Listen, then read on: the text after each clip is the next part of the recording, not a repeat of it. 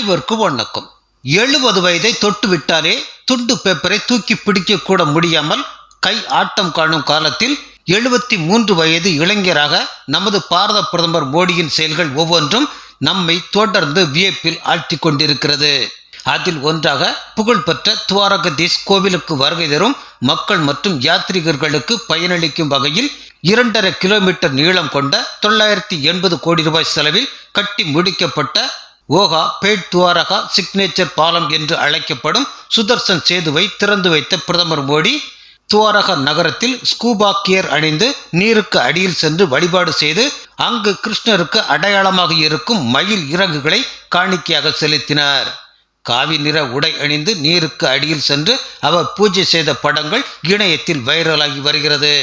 இது குறித்து தனது எக்ஸ் பக்கத்தில் பதிவிட்டுள்ள பிரதமர் மோடி, நீரில் மூழ்கி இருக்கும் துவாரகா நகரத்தில் பிரார்த்தனை செய்வது மிகவும் தெய்வீகமான அனுபவமாக இருந்தது. ஆன்மீக மகிமை மற்றும் பக்தி கொண்ட ஒரு பழங்கால சகாப்தத்துடன் நான் இணைந்திருப்பதை உணர்ந்தேன்.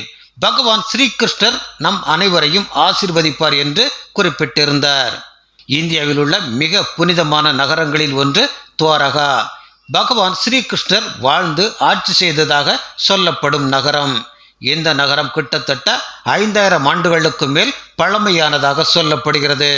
கிருஷ்ணர் துவாரகையில் இருந்து வெளியேறியதும் அந்த நகரமே கடலில் மூழ்கியதாக நம்பப்படுகிறது. துவாரகா நகரில் துவாரகாதீஷ் எனப்படும் கோவில் கோமதி நதியின் கரையில் அமைந்துள்ளது என்பது குறிப்பிடத்தக்கது.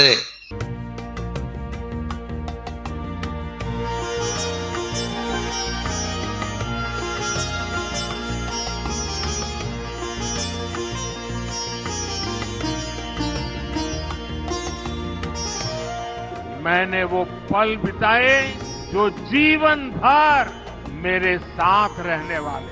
मैंने गहरे समुद्र के भीतर जाकर प्राचीन द्वारिका जी के दर्शन किए.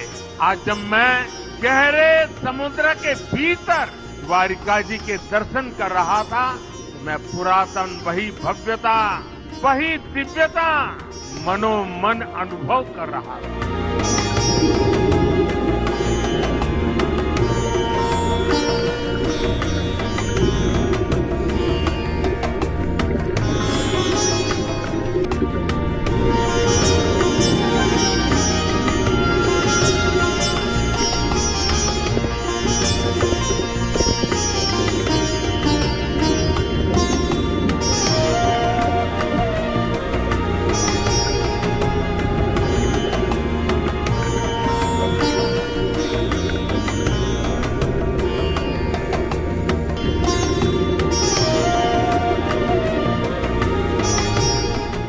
मेरे लिए साहस से ज्यादा श्रद्धा थी.